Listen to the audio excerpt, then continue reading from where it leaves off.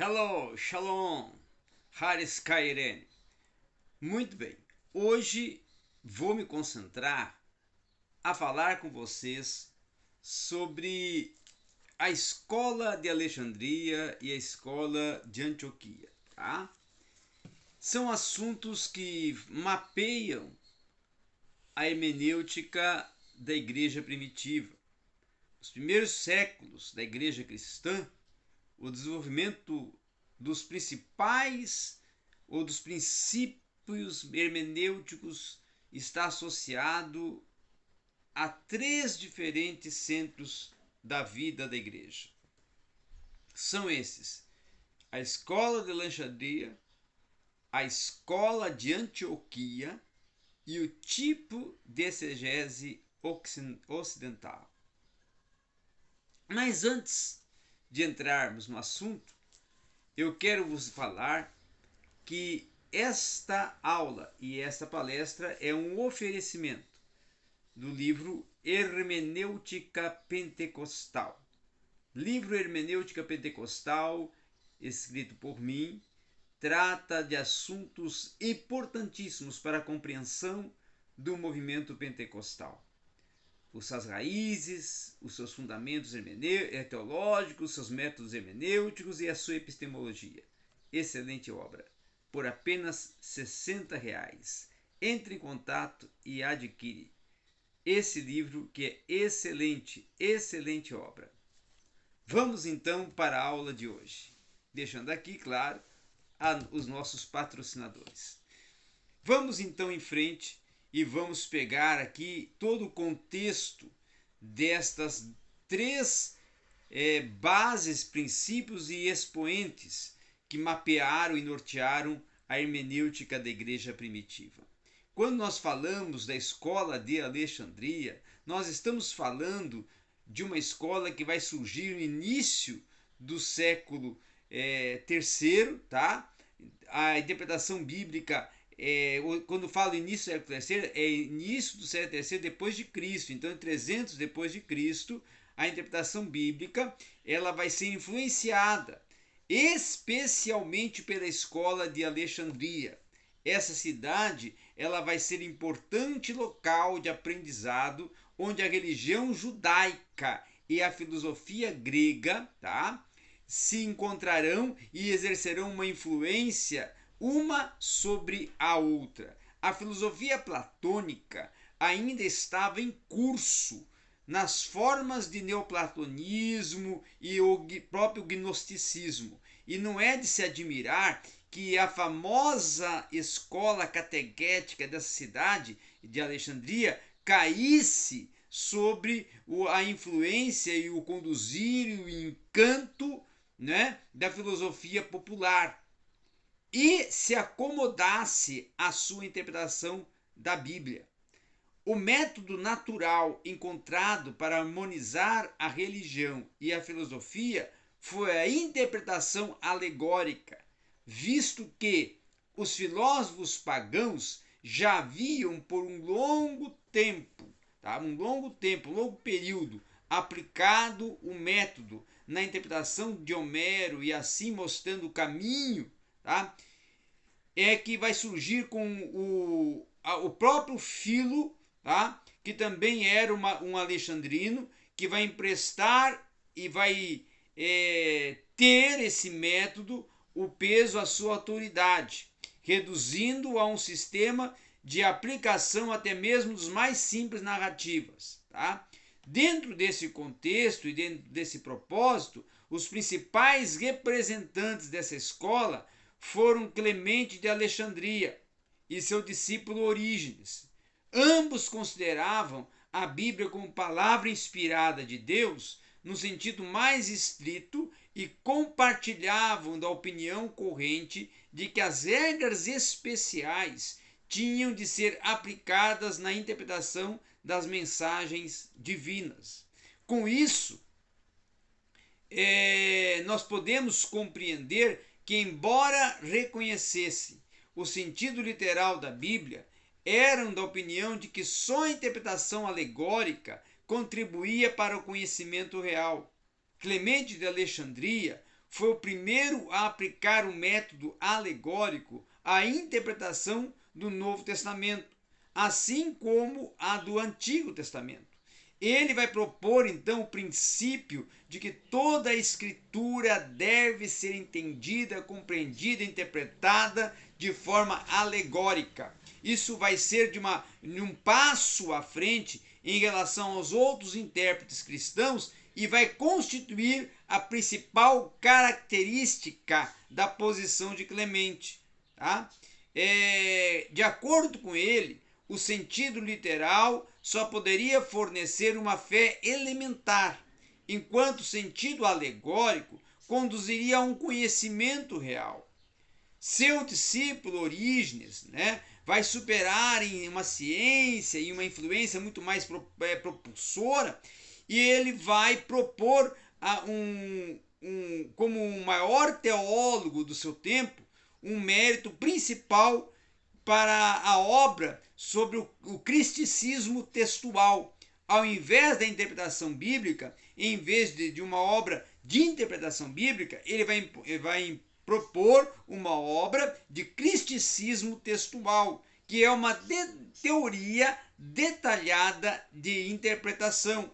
Com isso, vai surgir o princípio fundamental, que é o significado que o Espírito Santo dá.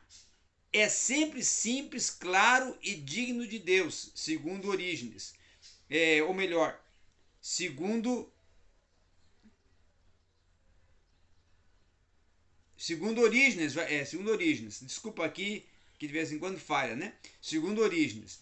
Então, o princípio fundamental dessa obra é que o significado do Espírito Santo dá e sempre concede é simples e claro e digno de Deus. Tudo que parece obscuro e imoral e inconveniente na Bíblia serve simplesmente como um incentivo para transcender e passar além do sentido literal.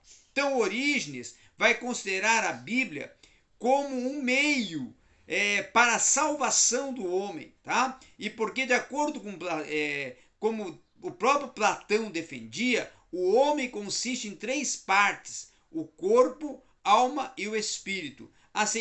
Então Platão aceitava esse sentido tríplice, e a saber, ele também incluía nos seus livros o aspecto ou o método literal, o moral, o místico e alegórico. Na sua praxis exegética, ele pretendia desconsiderar o sentido literal da escritura e referir-se raramente ao sentido moral, e usava, sim, de uma forma constante o método alegórico, uma vez que só na perspectiva e proposta de Orígenes, uma vez só ele, esse método alegórico, produziria o conhecimento real. Tá? Um outro sim também importante é considerar que a escola de Antioquia, tá? Ela vai ser oponente à escola de Alexandria. E essa escola de Antioquia vai confrontar a escola de Alexandria, que propunha e defendia essa alegorização do texto sagrado para ser o seu princípio máter de interpretação. Então, a escola de Antioquia, ela vai ser provavelmente fundada por Doroteu e Lúcio, próximo do fim do 3º século. Tá? O seu maior marco de compreensão vai a partir de 2 célebres e ilustres discípulos e vamos dizer assim, hermeneutas desse período, e norteadores da escola de Antioquia, que é o Teodoro de Mopsuestia e João Crisóstomos. Esses 2 homens, eles diferiam grandemente em cada aspecto. Teodoro sustentava visões preferivelmente liberais a respeito da Bíblia, enquanto João a considerava como sendo, em cada parte, a infalível palavra de Deus. A exegese do primeiro era intelectual e dogmática. a do último, mais espiritual e prática. Então, uma era conhecida e afamada como crítica e até, vamos dizer assim, hermenêutica, né? E a outra era mais exegética, tá? Então, dentro dessa proposta de uma ser mais direcionada a um aspecto hermenêutico e a outra a um aspecto exegético, vai começar a surgir alguns embates entre eles, tá? Então, o que vai ofuscar todos os contemporâneos, tanto de Teodoro de Mopsuestia, como também do próprio João Crisóstomo, vai ser que João Crisóstomo era um grande orador e um orador afamado daquele período, e essa proposta exegética dele vai ofuscar na questão da oratória contemporânea, porque Teodoro foi intitulado como exegeta, enquanto João Crisóstomo foi intitulado como boca de ouro. Mas ele, João Crisóstomo, parte para o princípio exegético em confronto ao Teodoro. E com esse esplendor e com essa eloquência na oratória que ele possuía, ele foi, claro, sobrepôs, ele se destacou com maior propriedade, né, com maior know-how, e conseguiu desenvolver uma exegese verdadeiramente científica, reconhecendo como fizera ela a necessidade de se determinar o sentido original da Bíblia a fim de usá-lo de uma forma proveitosa e cabível para a oratória, tá? Não somente Teodoro de Mopsuestia como João Crisóstomo deram grande valor também ao sentido literal da Bíblia, mas conscientemente rejeitaram o método alegórico de interpretação, tá? No trabalho da exegese, Teodoro superou Crisóstomo. Ele tinha um interesse pelo valor humano na Bíblia, mas infelizmente negava a inspiração divina de alguns dos livros escriturísticos. Ao invés do método alegórico, ele defendia a interpretação histórico-gramatical, na qual estava muito mais à frente do seu tempo, estava muito mais avançada dentro do seu tempo, e embora ele próprio reconhecesse o elemento tipológico na Bíblia e propusesse essa hermenêutica direcionada também para o método da tipologia, ou incluir a tipologia bíblica dentro do contexto metodológico da hermenêutica. Então, as passagens messiânicas, em alguns dos salmos, ele vai explicar a maioria delas no ponto de vista histórico, tá? E outra questão também é que ele vai opor-se ao método alegórico, mas em um certo aspecto, e aí surge o grande paradoxo, não é? Ele começa a absorver o método tipológico, ou inserir em sua exegese a figura de linguagem, a tipologia bíblica, tá? Agora, nos direcionando à exegese ocidental. A exegese ocidental era um tipo intermediário de exegese que vai surgir no Ocidente. Ela obrigava alguns elementos da escola alegórica de Alexandria, mas também reconhecia alguns dos princípios da escola de Antioquia. Tá? Seu aspecto mais característico, no entanto, se encontrava no fato de ter promovido outro elemento, o qual não tinha nenhum sentido ao ser feito valer até aquele tempo. Tá? Não tinha surgido com grande propulsão até aquele momento, aquele período, aquele contexto histórico da teologia. A saber, o que era de grande exponência nesta exegese ocidental era a autoridade da tradição, da igreja, dentro do contexto da interpretação da Bíblia Sagrada. Tá? O valor normativo foi atribuído ao ensino da igreja no campo da exegese, e esse tipo de exegese foi representado por Hilário e por Ambrósio, mais especialmente por Jerônimo e também por Agostinho. A fama de Jerônimo é baseada justamente na tradução da Vulgata Latina do que nas suas interpretações da Bíblia.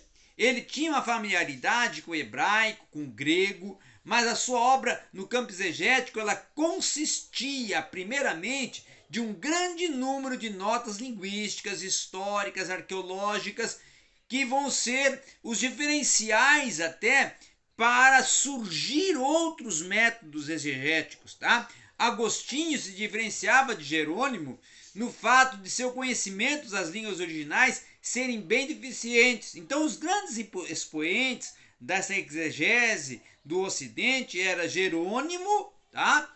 E também Agostinho, esses dois pais da igreja.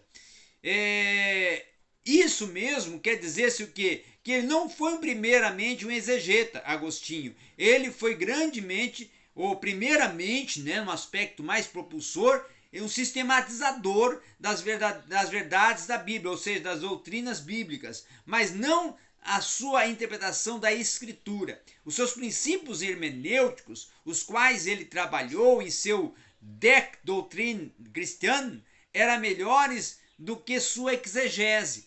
Ele advogava que um intérprete deveria ser um filologista, crítico e histórico, equipado para a sua tarefa e, acima de tudo, tivesse amor pelo contexto e pela proposta do autor sagrado. Enfatizou também as necessidades de se ter consideração pelo sentido literal e de se basear o alegórico sobre ele, mas ao mesmo tempo entregou-se a um contexto de uma livre de uma interpretação alegórica. Então, além disso, em casos onde o sentido da escritura era duvidoso, ele vai opinar decididamente pelo regula fide, uma regra de fé, pela qual tensionava uma declaração de fé sucinta da igreja. Infelizmente, Agostinho também vai adotar um sentido quádruplo da escritura, que é um sentido voltado ao processo histórico, etiológico, analógico e alegórico, que vai ser particularmente inserido no contexto da influência da interpretação da Idade Média. Um outro sim é que Agostinho de Hipona vai utilizar esse método alegórico e vai aplicar a parábola do samaritano. Certo homem, aí vou até dar aqui uma alusão de como ele aplicava esse método alegórico à parábola do samaritano, tá? Uma exemplificação. Olha aqui como era que Agostinho desenvolvia essa alegorização do texto. Certo homem descia de Jerusalém para Jericó. Tá? Jerusalém, a cidade celestial da paz, da qual Adão caiu. Jericó, a lua, assim significa a imortalidade de Adão. Salteadores, o diabo e seus anjos. Lhe roubaram, a saber, a sua imortalidade. Então ele fazia uma alegoria para fazer ali alusões a contextos doutrinários, dogmáticos e desenvolver toda uma comparação alegórica que tornaria essa interpretação e exegese, vamos dizer assim, uma exegese alegórica e espiritualista, tá? E até mística. Então isso vai ser uma das grandes questões propulsoras da exegese ocidental. Concluindo, os cristãos dos primeiros séculos divergiram tanto nos métodos da interpretação bíblica quanto os cristãos atuais. Já havia esse embate lá no princípio do discorrer, do embater, do debater nos textos sagrados e montar aí os métodos interpretativos para interpretação das escrituras sagradas já lá nos primórdios da igreja primitiva. Os métodos também devem ser avaliados com respeito e cuidado. Esse era um princípio que eles tinham. E outra questão também que era notória é que eles utilizavam um diálogo muito próximo com a tradição, com a igreja e com a filosofia. Então essa era a base propulsora da hermenêutica a partir do século III depois de Cristo. Obrigado a todos.